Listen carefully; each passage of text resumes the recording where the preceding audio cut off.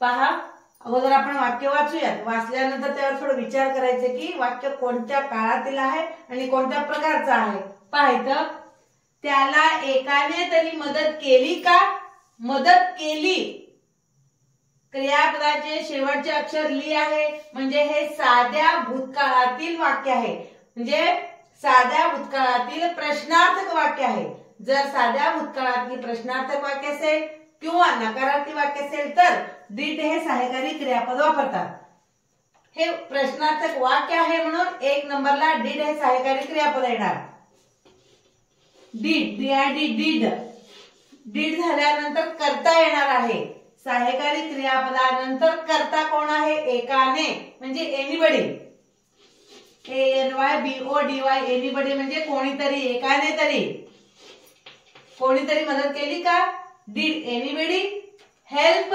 HELP help, मदत करणे. HELP help म्हणजे मदत करणे, मदत केली.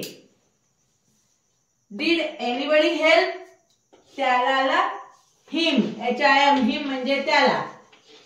पाहायचं, 1 नंबरला सहाय्यकारी क्रियापद आणि सहाय्यकारी क्रियापदानंतर कर्ता, कर्त्यानंतर क्रियापद. इथं क्रियापदाचे पहिलेच रूप आहे कारण डिड हे सहाय्यकारी क्रियापद आलेलं आहे. साध्या भूतकाळामध्ये होकारार्थी वाक्य असेल तर क्रियापदाचे दुसरे रूप येतो, पण नकारार्थी वाक्यात आणि प्रश्नार्थक वाक्यात डिड येत असल्यामुळं डिड आलं तर क्रियापदाचे पहिले रूप.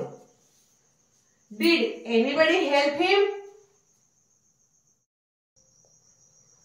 पण मी काहीच केलं नाही.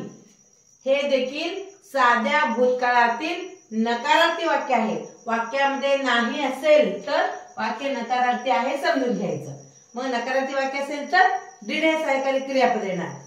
पण मी काहीच केले नाही. पण ला बट, BUT बट म्हणजे पण.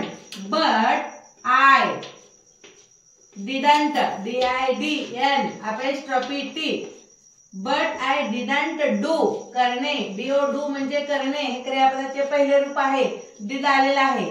बट आय डिडंट डू काहीच ला anything, ANYTHING anything. But I didn't do anything. तिचा भाऊ सैन्यात आहे. किती सोपं आहे बघा. आपण काय करू, सोप्या पद्धतीने आपल्याला इंग्रजी वाक्य तयार करायचंय. मग या वाक्यातील प्रत्येक शब्दाला आपण क्रम देऊया. तिचा भाऊ नंबर 1, सैन्यात नंबर 2, आहे नंबर 3. इंग्रजी वाक्य तयार करताना नंबर 1 ठेवायचा. 1 झाल्यानंतर 2 घ्यायचं नाही. 1 झाल्यानंतर डायरेक्ट शेवटचा शब्द. शेवटचा क्रमांक आहे 3 आणि राहिला नंबर 2. कर्ता, क्रियापद आणि कर्म याप्रमाणे घ्यायचंय. 1 नंबरला तिचा भाऊ हर, HER her brother, BROTHER her brother म्हणजे तिचा भाऊ. तिचा भाऊला हर ब्रदर. आता आहेला इज, IS इज म्हणजे आहे. सैन्यात, सैन्यात आत, in the army, ARMY army म्हणजे सैन्य. पहा, तिचाला हर, भाऊला ब्रदर, आहेला इज, सैन्यातला in the army. Her brother is in the army. पाणी गार आहे का? आहे का? आहेला इज येणार आहे. IS इज म्हणजे आहे. Is the water, is the water, WATER water म्हणजे पाणी. Is the water. गारला कूल, COOL कूल म्हणजे गार किंवा थंड. पाहायचं, इज द वॉटर कूल. पाहायचं, मी आज 7 वाजता उठलो. वाक्य नीट वाचा आणि सगळ्यात शेवटी क्रियापदाचे शेवटचे अक्षर आहे काय पहा. उठलो, लो आहे लो. जर क्रियापदाचे शेवटचे अक्षर ल, ला, ली, ले, लो असेल तर साधा भूतकाळ. हे साध्या भूतकाळातील होकारार्थी वाक्य आहे. पहा मी, एक नंबरला कर्ता घ्यायचा. या वाक्याचे कर्ता कोण आहे? मी आहे. मीला आय. कर्त्यानंतर क्रियापद घ्यायचा असतो आणि साध्या भूतकाळामध्ये क्रियापदाचे दुसरे रूप. साध्या भूतकाळातील होकारार्थी वाक्यासाठी क्रियापदाचे दुसरे रूप. आता मी झाल्यानंतर उठलो हे क्रियापद आहे. Got up, GOT got, UP up. Get up, GET get हे क्रियापदाचे पहिले रूप आहे. GOT गॉट हे क्रियापदाचे दुसरे रूप आहे. आय गॉट अप ॲट किती वाजता? 7 वाजता. 7 o'clock. 7 o'clock झालं. आणि आजला टुडे, TODAY टुडे म्हणजे आज. I got up at 7 o'clock. तुम्ही 5 वाजता उठला असेल, 6 वाजता उठला असेल तर इथं टाइम आपण सांगू शकतो.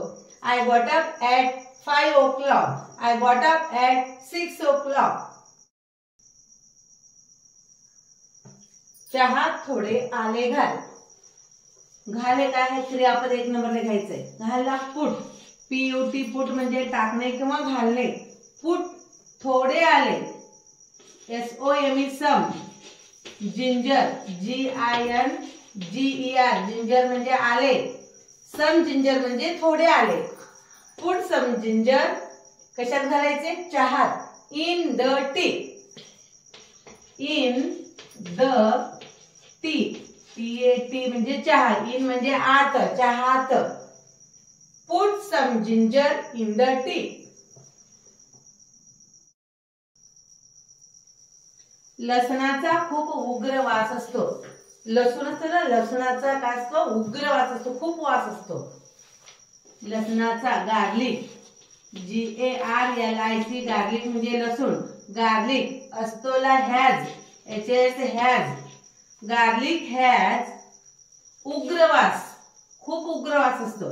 Garlic has a strong, STRONG. Strong म्हणजे खूप उग्र. स्ट्रॉंग स्मेल, स्मेल म्हणजे वास. Garlic has a strong smell. सूर्य पूर्वेला होतो, सूर्य पश्चिमेला मावळतो. दोन्ही वाक्य साध्या वर्तमान काळातील आहेत. पाहिलं, सूर्य पूर्वेला होतो. द सन उगवतो. Rises, RISES. रायझेस म्हणजे उगवतो. द सन रायझेस पूर्वेला. In the east. In the east, EAST east म्हणजे पूर्व. The sun rises in the east. सूर्य पश्चिमेला मावळतो. The sun, SUN sun. The केव्हा वापरायचं? जगामध्ये एकच वस्तू असेल, सन, मून, अर्थ म्हणजे the Bible, the Ramayana, the Mahabharata. The sun, the moon, the earth म्हणजे एकच, या जगामध्ये एकच असेल त्यावेळी द हे उपपद वापरतात. The sun sets, SETS sets. The sun sets in the west, WEST west म्हणजे पश्चिम. The sun rises in the east. The sun sets in the waste.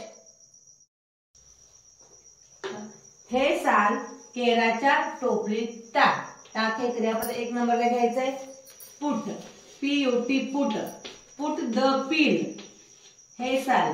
Put the peel, PEEL peel म्हणजे साल. Put the peel केराच्या टोपलीत.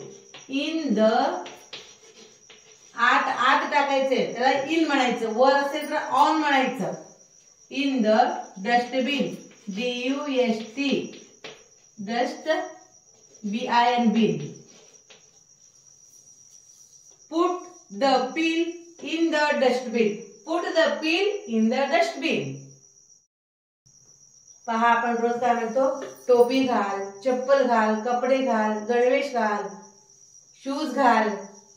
मग आपण इंग्रजीत बोलूया. टोपी घालला इंग्रजीमध्ये काय म्हणायचं? Put on your cap. Put on your cap. Coat घाल, put on your coat, put on your coat. Shirt घाल, put on your shirt, put on your shirt. कपडे घाल, put on your clothes, put on your clothes. पायमोजे घाल, put on your socks, put on your socks. जोडे घाल किंवा boot घाल, चप्पल घाल, put on your shoes, put on your shoes. गणवेश घाल, put on your uniform, put on your uniform. चष्मा लाव, put on your spectacles, put on your spectacles.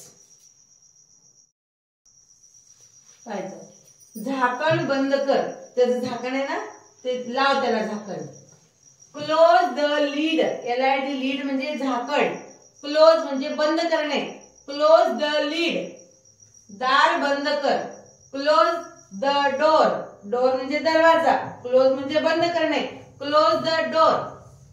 कपाट बंद कर, ते उघडलेलं आहे, बंद कर. Close the cupboard, close the cupboard. फाटक बंद कर, close the gate, GATE gate म्हणजे फाटक, क्लोज द गेट. खिडकी बंद कर, क्लोज द विंडो, विंडो म्हणजे खिडकी. पाहायचं, झाकण बंद कर, याला क्लोज द लीड हेही वापरतो आणि हे पण आपण वापरू शकतो. क्लोजच्या ठिकाणी शट ठेवा, शट द लीड. दार बंद करला